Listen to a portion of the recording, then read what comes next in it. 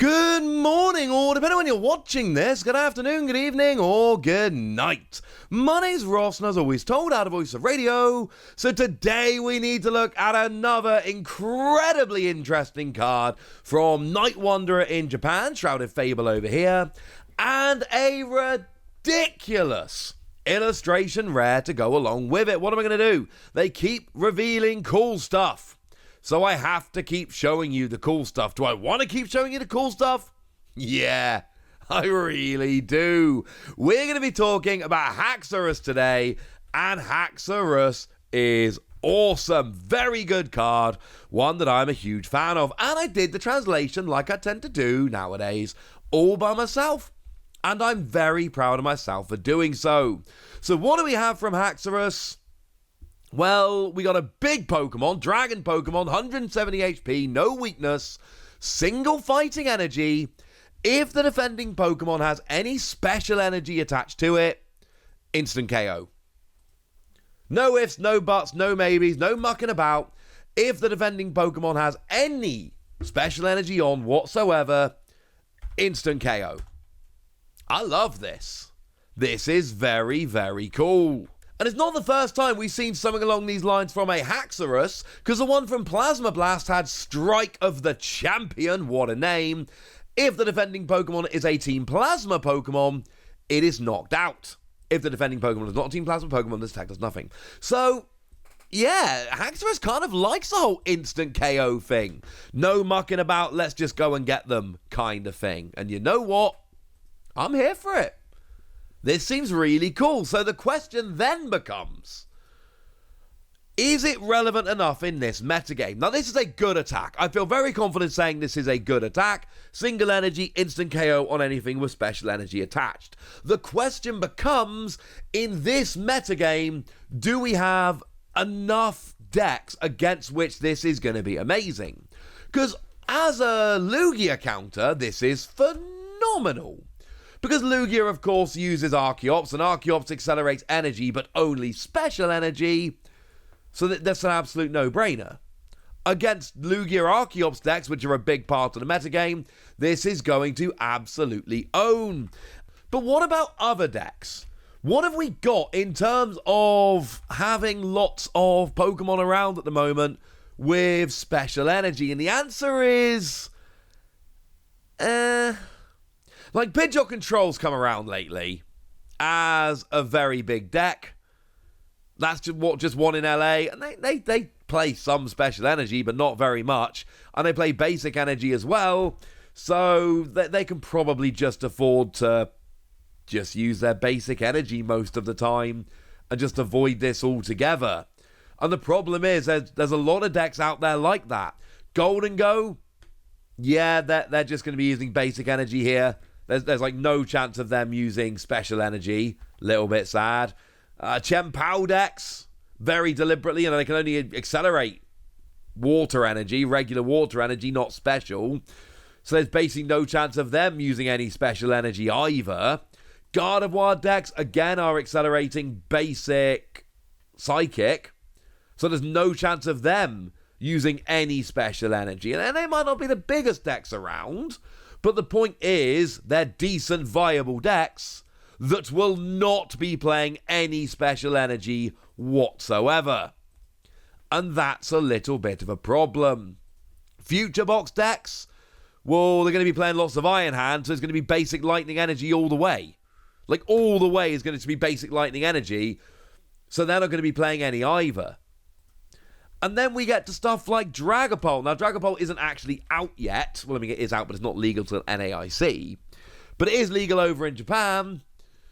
But look at the kind of energy acceleration they're going for. Xatu seems to be one of the more popular energy acceleration ways they've got going on. Well, that's a bit of a problem, isn't it? Because Xatu accelerates basic psychic.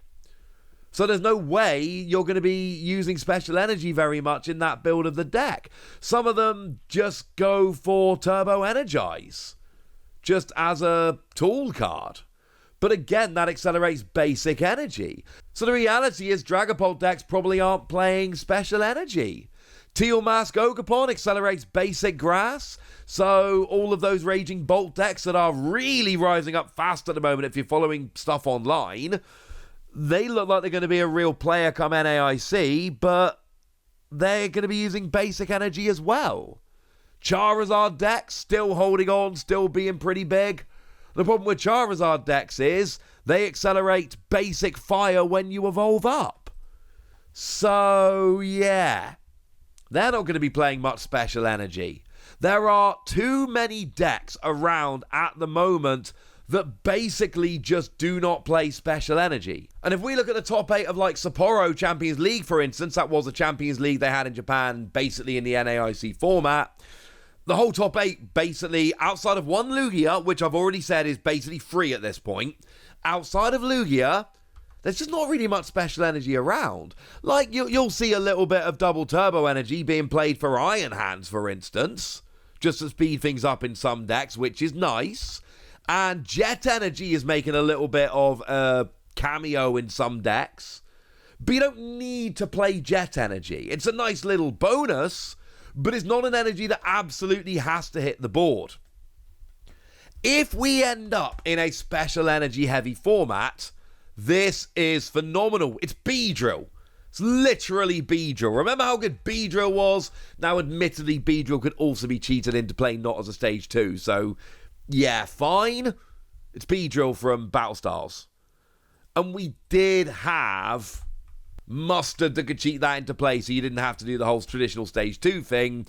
But Beedrill showed us how good this kind of attack can be. The problem is, Beedrill was in a much different format to where we are now. By the way, it was Chilling Reign, not Battle Styles. It was a Battle Style card. It was single strike, but it wasn't from the set Battle Styles. My apologies. My point is, we know this can be a good attack. It's just maybe we're not in the right metagame right now to really take full advantage of it. I'm sorry if that seems mean. Second attack here, though, also pretty good. 2 energy, 230, discard the top 3 cards of your deck. Now, I will admit, discarding the top 3 cards of your deck is actually a little bit of a pain. It's not ideal. You don't always like it, all right? But 230, and here's the thing, 230 is a new key number because Iron Hands has 230, Roaring Moon has 230.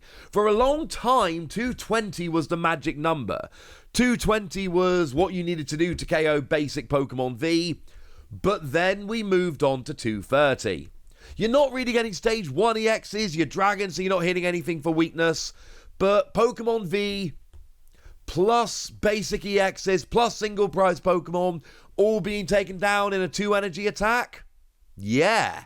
And I don't know if you're going to be playing it in a deck with it, but obviously with it being metal energy, Metang can work quite nicely here. Metang will have your back with Metal Maker. So, it's a good card, but it's a stage 2. But I do think, one of the things I love about this card, yes, the first attack is very situational, and really at the moment it's only Lugia you're really going to be getting.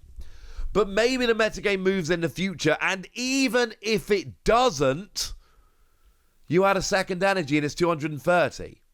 Beedrill didn't have a good second attack. Single energy 110 wasn't really good enough. I know it was fine for weak Pokemon, and it saw a bit of play, but it wasn't that great.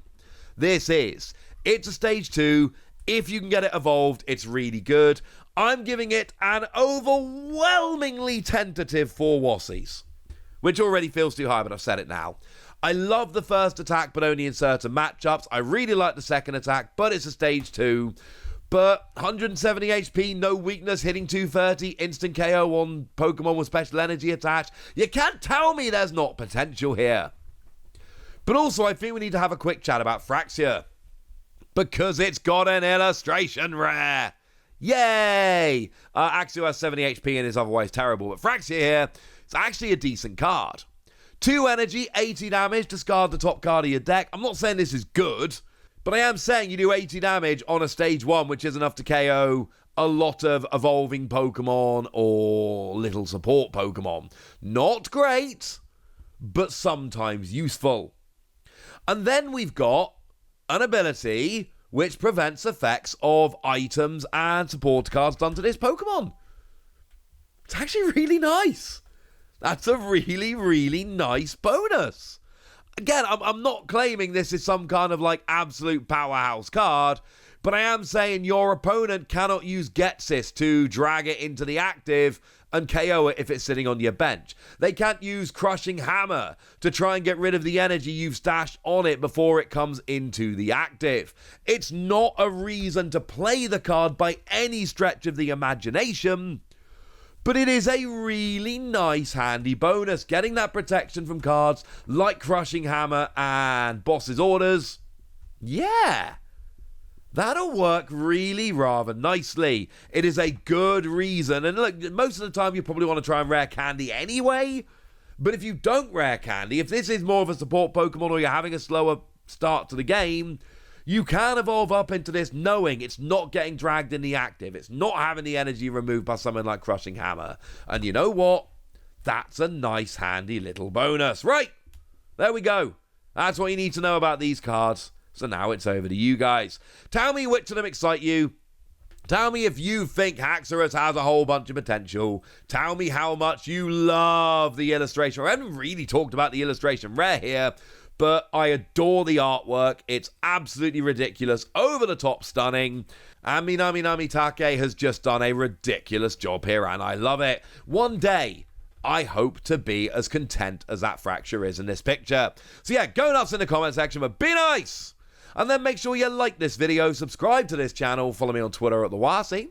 That's where we talk about Pokemon and a whole bunch of other card games. And please do consider checking out patreon.com/PTCG Radio, where you can support the channel, get some bonus podcasts, join a Discord, and all kinds of fun things. And get shoutouts on the channel like the lovely Martin Cornwall, who's been a supporter of ours for a long time now, since we started the podcast back in 2012, and has been a very lovely person to me ever since. So shout out to them for the support and the loveliness. But by far the most important thing, as always, look after yourselves till next time, would ya? Thank you very much for watching. My name's Ross, and you've been watching PTCG Radio.